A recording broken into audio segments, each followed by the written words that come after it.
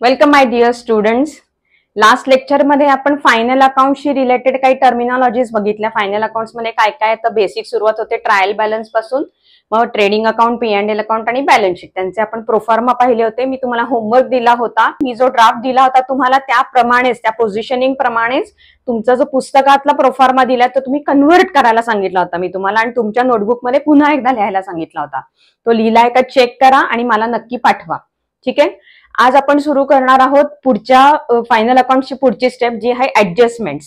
ऍडजस्टमेंट्स म्हणजे काय? Trial balance जेव्हा बनवला जातो, ट्रायल बॅलन्स नंतर जर काही ऍडजस्टमेंट एंट्रीज करायच्या असतात, जसं काही प्रोव्हिजन्स असतात, रेक्टिफिकेशन ऑफ एंट्रीज असतात, क्लोजिंग स्टॉकची एंट्री असते, ह्या सगळ्या एंट्रीज ज्या फायनल अकाउंट्स करायच्या आधी करायच्या असतात त्या या ऍडजस्टमेंटच्या एंट्रीज आहेत. त्या आपण सुरुवात करणार आहोत. बिफोर दॅट तुम्हाला कशी फायनल अकाउंट तुम्हाला कसं लिहायचंय तुमच्या नोटबुकमध्ये म्हणा किंवा पेपरमध्ये सुद्धा, फॉर दॅट मॅटर पेपरमध्ये तुम्हाला डबल पेज घ्यायचंय. पूर्ण हे ओपन करायचा, पेपर ओपन करायचा. पेपरच्या लेफ्ट साईडला तुम्हाला ट्रेडिंग अकाउंट, P&L अकाउंट लिहायचंय आणि राईट साईडला बॅलन्स शीट लिहायचे, लायबिलिटीज ऍसेट्सच्या फॉर्मॅटमध्ये. सो तुम्ही जेव्हा बुकमध्ये, नोटबुकमध्ये जेव्हा तुम्ही हे प्रॉब्लेम सॉल्व्ह कराल किंवा कुठलाही प्रोफॉर्मा लिहाल ना, तेव्हा ह्याच फॉर्मॅटमध्ये लिहायची सवय ठेवा.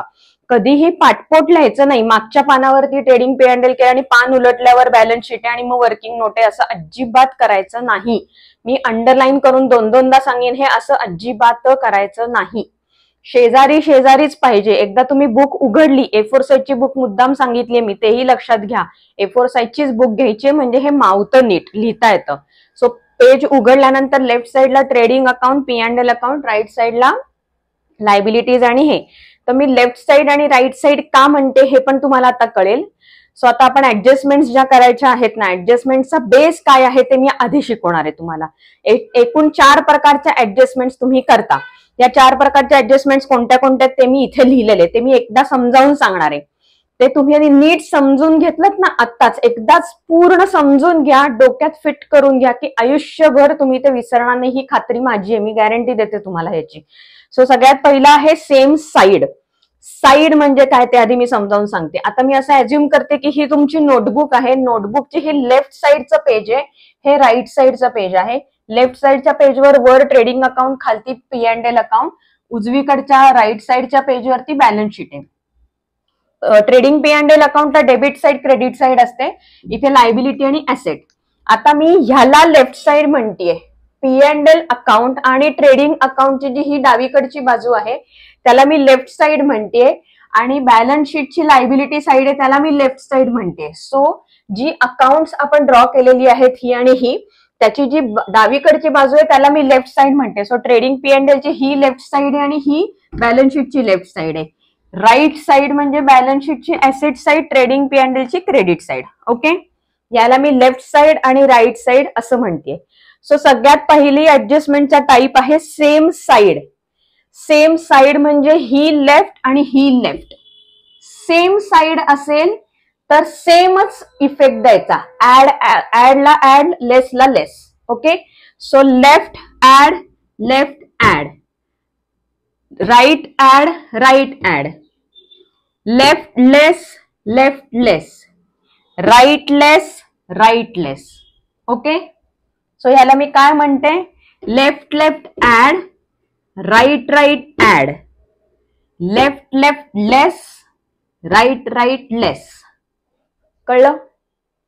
सेम साईड, या दोन्हीची ही सेम साईड.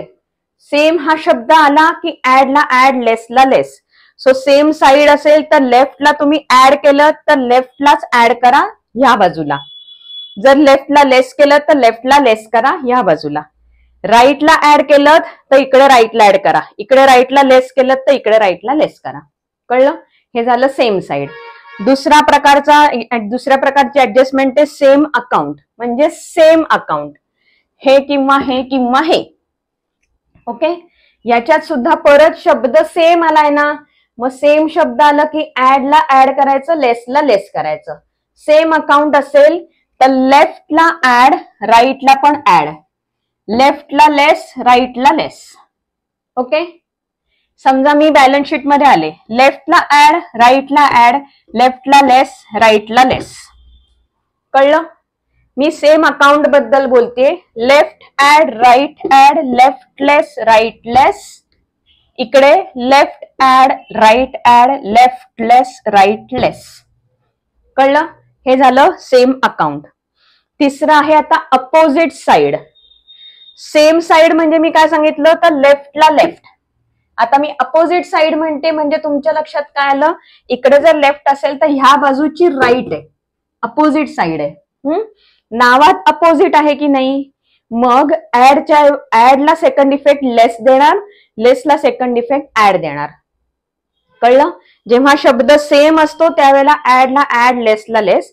पण शब्द अपोजिट असा आला तेव्हा काय करणार तुम्ही, ऍडला लेस करणार, लेसला ऍड करणार. कसं ते सांगते. आता अपोजिट साइड आहे की नाही, ह्याची जर लेफ्ट साइड असेल, लेफ्ट साइडला ऍड केलं तर अपोजिट साइडला म्हणजे राईटला लेस करायचं. लेफ्टला लेस केलं तर अपोजिट साइड म्हणजे राईट साइडला ऍड करायचं. ओके. तसंच इकडे कसं होईल, राईट साइडला जर ऍड केलं तर त्याची अपोजिट इकडची काय आहे, लेफ्ट, तिकडे लेस होणार. इकडे जर राईटला लेस केलं तर राईटची अपोजिट या बाजूची लेफ्ट होणार, तिला ऍड करायचं. कळलं? लेफ्ट ऍड, अपोजिट लेस म्हणजे right less. Left less, right add. Right add, left less. Right less, left add. Opposite मध्ये लेफ्टला ऍड केलं तर राईटला लेस करा, लेफ्टला लेस केलं तर राईटला ऍड करा. कळलं? अपोजिट साइड आहे ही. इकडच्या लेफ्टची ही राईट अपोजिट झाली, या राईटची अपोजिट ही लेफ्ट झाली. लास्ट काय आहे, same account same side. Same account side पण सेम. मगाशी आपण सेम अकाउंट पण लेफ्ट राईट बघत होतो, आता सेम अकाउंट साइड सेम. त्याला काय करायचं, दोन्ही जर एकच बाजू असेल, ह्याचीच लेफ्ट बाजू असेल आणि इफेक्ट तिथंच फक्त द्यायचे असतील, दोन्ही इफेक्ट जर त्याच बाजूला द्यायचे असतील तर काय करायचं, लेफ्ट ऍड आणि लेफ्टच लेस, राईट ऍड आणि राईटच लेस. ओके, कळलंय? तसंच इकडे लायबिलिटीला सेम अकाउंट. आता इथे लायबिलिटीला काय, same account same side. Liability add, liability less, left add, left less, right add, right less. दोन्हीही इफेक्ट सेम साइडलाच पडलेत, त्याच साइडला जिथे ऍड केलं होतं त्याच साइडला दुसरा इफेक्ट पडलाय म्हणून तो लेसचा आहे, अपोजिट इफेक्ट पडलाय. कळतंय? सो हे जे 4 प्रकार आहेत ना, या 4 प्रकारातच फक्त तुम्हाला ज्या ऍडजस्टमेंट दिलेल्या आहेत त्या करायच्या असतात. सो हे पूर्ण डोक्यात फिट करून ठेवा, हे असंच्या असं लिहून ठेवा. हा ड्राफ्ट तुमच्याकडे काढायला हवा असेल तर तो पण काढून ठेवा. आता मी जेव्हा ऍडजस्टमेंट घेईन ना तुमच्या, त्यावेळेला मी ऍडजस्टमेंट तुम्हाला एक समजावून सांगणार आहे.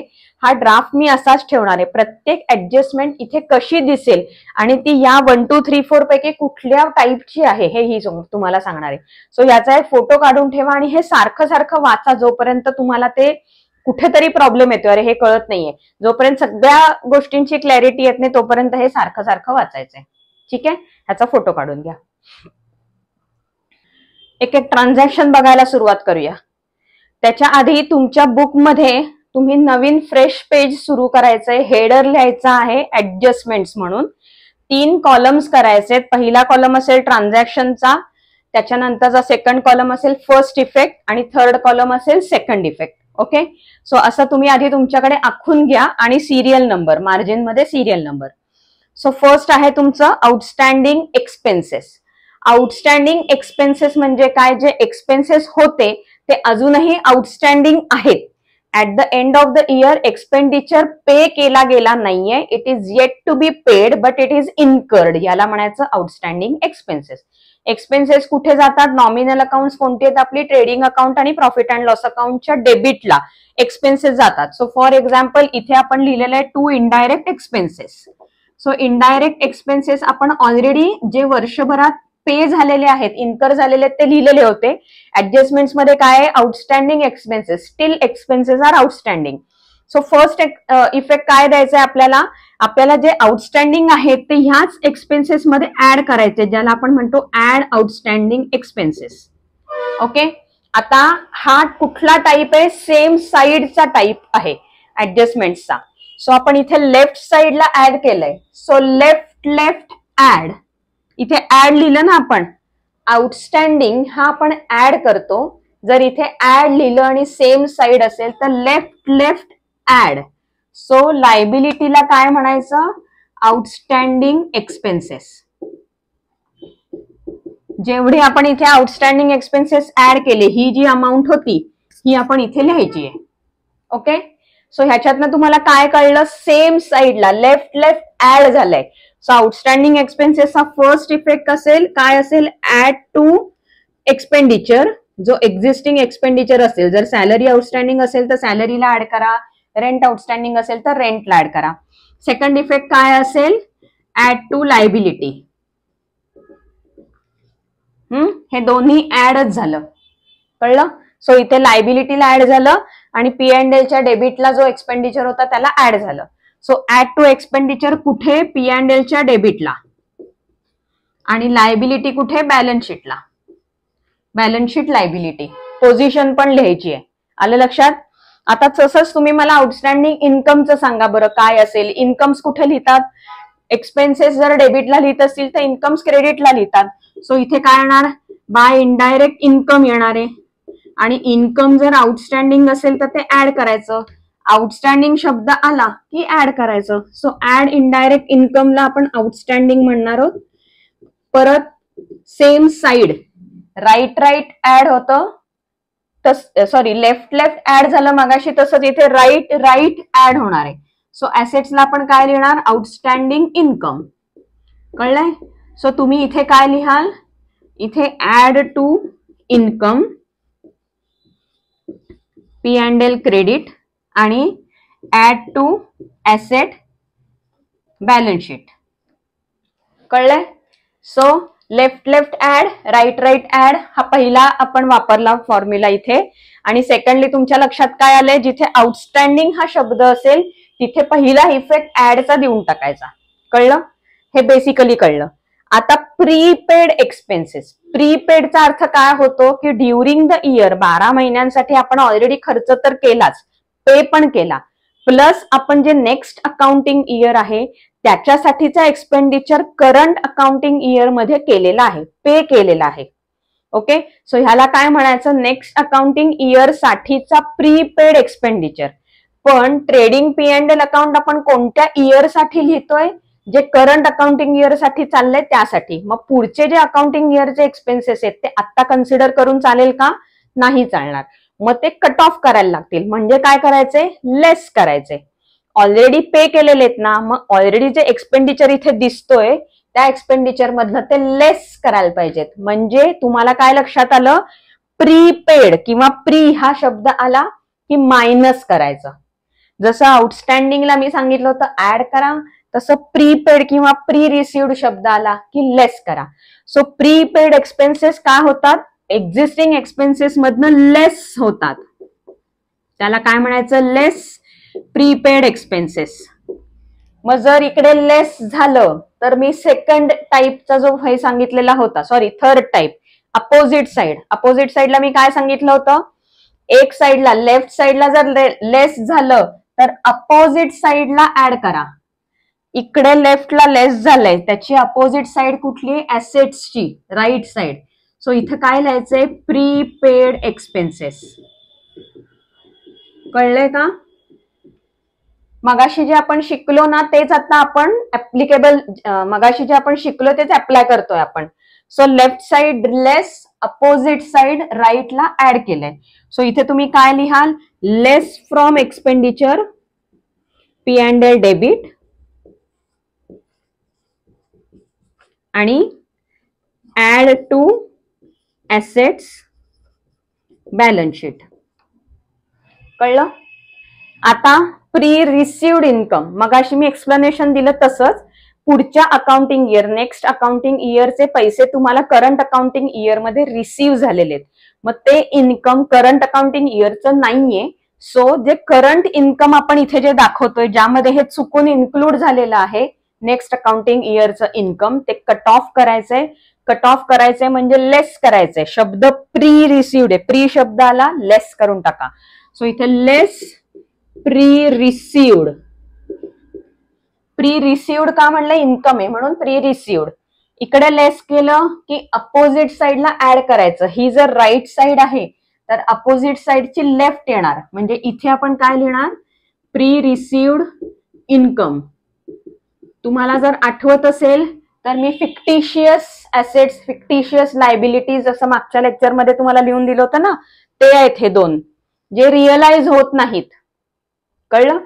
सो इथे तुम्ही आता इफेक्ट काय लिहिणार आहात. फर्स्ट इफेक्ट आहे less from income P&L credit, less from income P&L credit आणि add to liabilities balance sheet. कळलं? सोपं आहे. आउटस्टँडिंग शब्द आला की ऍड करा, प्री रिसिव्ड प्रीपेड शब्द आला की लेस करा. कळलेत इफेक्ट्स? पुढचे बघूयात. यांचे फोटो काढायचे आणि वहीत लिहायचे. हे तुम्हाला लिहून हवं असेल तर माझ्या ह्याच्या बरोबर तुम्ही हे लिहिलत ना तरी चालणार आहे, किंवा फोटो काढा आणि रेफर करा. हे पण महत्वाचं आहे, कारण प्रॉब्लेम सॉल्व्ह करताना तुम्हाला या फॉर्मॅटमध्ये दिसणार आहे. नुसतं हे लिहून लक्षात राहणार नाही, म्हणून मी या पद्धतीने समजावून सांगते. ठीक आहे, पुढचे 4 बघूयात.